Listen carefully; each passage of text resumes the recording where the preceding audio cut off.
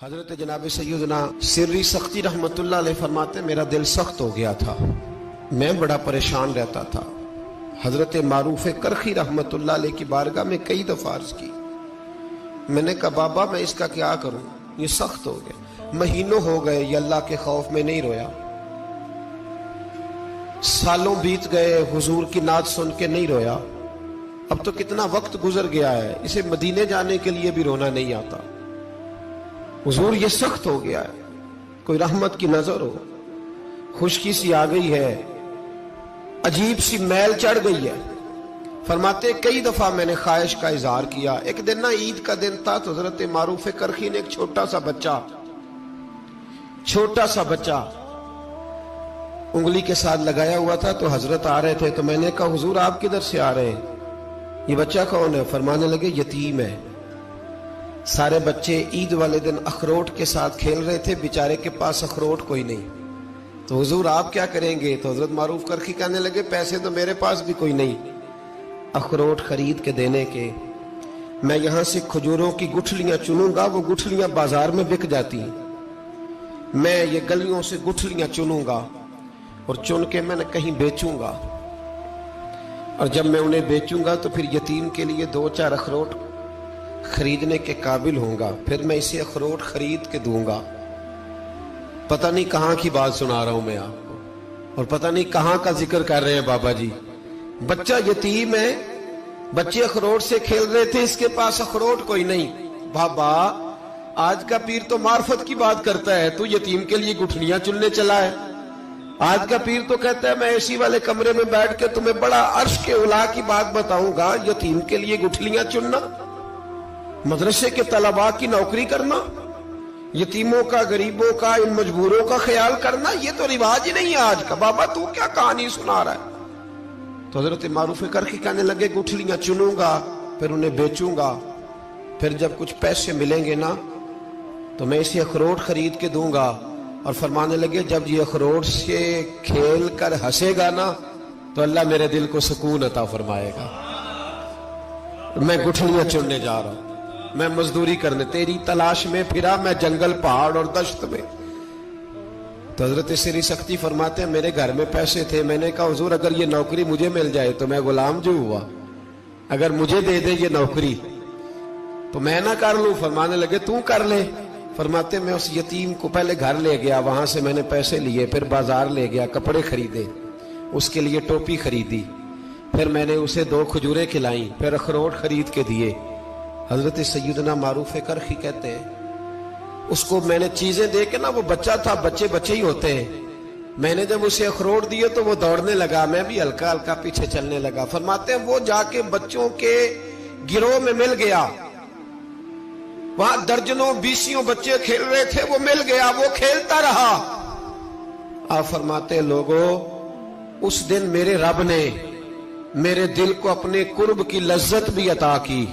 اور میرا دل تھا میرے سینے پر ساری رات، تھا میرے سینے میں میرا دل، پر ساری رات میرے نبی کے قدموں کا طواف کرتا رہا ہے۔ اب نہ لگ گیا ہے، پاک ہوئے تے پاک بھی ملدا ہے، اے بنا پاکوں پاک نہیں ملدا۔ سادے وجود نو تون دے نالوں اکو تولا ٹکڑا دل دا، دل لگا کے، دل لگ جائے تو پھر وہ لگ جاتا ہے۔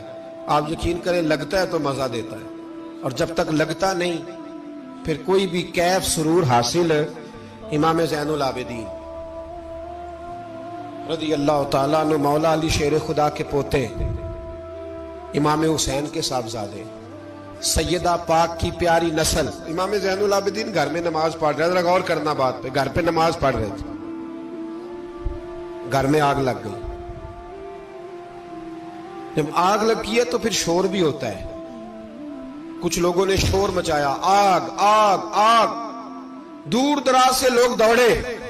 آپ کا ایک چھوٹا بچہ بھی پاس سویا ہوا ہے، آگ لگ گئی، شور ہو رہا، دور دراز سے لوگ پانی لے کے دوڑ رہے ہیں، آگ بجھائی جا رہی، امام صاحب نماز پڑھ رہے ہیں، حکم ہے کہ ایسی ایمرجنسی دیکھو تو نماز توڑ دو، پر اس کے لیے جو دیکھے ہی نہ، جسے سوجے ہی نہ ہو کیا رہا۔ امام زین العابدین پڑھتے رہے، نماز مکمل ہوئی تو آپ کی زوجہ کہنے لگی اللہ آپ پہ رحم کرے، گھر میں آگ لگ گئی تھی، سارا محلہ، سارا گاؤں، سارا شہر ٹوٹ پڑا، بچہ سویا ہوا تھا، آپ نے توجہ ہی نہیں کی۔ تو آپ فرمانے لگے ہلکی سی بن بناہٹ ہوئی تھی میرے کانوں میں، پر میں اللہ کی نماز پڑھ رہا تھا، پر میں اپنے رب کی،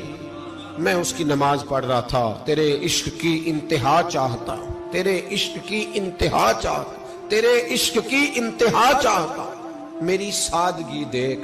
کیا چاہتا ہوں، ذرا سا تو دل ہے مگر شوق اتنا، وہی لن ترانی سنا چاہتا ہوں، مجھے کیا خبر ادھر کیا ہو رہا، ادھر میں تو اس کے ساتھ میرا تعلق تھا، میں تو اللہ کی بارگاہ میں حاضر تھا، مجھے کیا پتا۔ بی بی کہنے لگی آگ لگ گئی تھی، تو فرمانے لگے بھلی مانت چپ کر، تم دنیا کی آگ بجھا رہے تھے، میں جہنم کی آگ بجھا رہا تھا، تم لوگ اپنے شور میں تھے تو میں اپنے ذائقے میں۔ الذین ہم فی صلاتہم خاشعون، فرمایا یہ لوگ اپنی نمازوں میں عاجزی کر، دل لگا کے کرتے ہیں جو کرتے ہیں۔ اور بڑی خوبصورت مثال ہے، حضرت رومی نے لکھی ہے، بڑی مشہور بھی ہے۔ ایک نمازی نماز پڑھ رہا تھا، میری طرح کا نمازی، مجنو اس کے آگے سے گزر گیا، لیلا کے گھر جا رہا، تو نمازی اتحیات پہ تھا، اتنی دیر میں اس نے بھی نماز مکمل کر لی، تو پیچھے سے جا کے مجنو کا گریبان تھاما، کہنے لگا شرم نہیں آتی تجھے، مسئلے کا نہیں پتا، نمازی کے آگے سے نہیں گزرنا چاہیے؟ تو کہنے لگا یار معاف کر دو، مجنو کہنے لگا معاف کر دو، غلطی ہو گئی، حالانکہ شہزادہ تھا، پر معافیاں کیوں مانگ رہا ہے؟ اس لیے کہ کسی سے دل جو لگ گیا ہے، عاجزی آ گئی، ان کے چل یار معاف کر دے، تیری مہربانی، نمازی ناراض نہ ہو جائے، نمازی بڑے ڈاڈے ہوتے ہیں، کئی دفعہ بڑے سخت ہوتے ہیں، نمازی تھا بڑا پکا، تو وہ